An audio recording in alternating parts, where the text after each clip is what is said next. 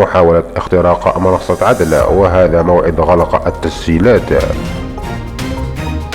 أرجو الاشتراك في قناة أخبار الجزائر اليوم ليصلك كل ما هو جديد.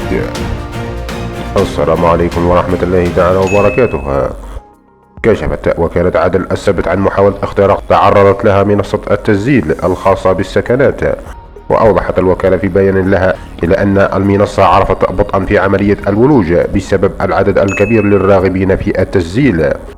وأضاف البيان أنه تم رصد عشرات المحاولات لاختراق الموقع، لكن الجهات المختصة تعاملت معها بنجاح. وأوضحت أن عملية التسجيل تتواصل وفق رزنامة العمل المسطر من الساعة 8 صباحا إلى غاية الساعة 6 مساء، ويمكن للراغبين بالاكتتاب عن طريق الحاسوب أو استعمال هواتفهم الذكية للتسجيل في المنصة من خلال عملية تحميل التطبيق الخاصة بالعملية. لمزيد من الأخبار لا تنسى الاشتراك في القناة وتفعيل زر الجرس ليصلك كل ما هو جديد.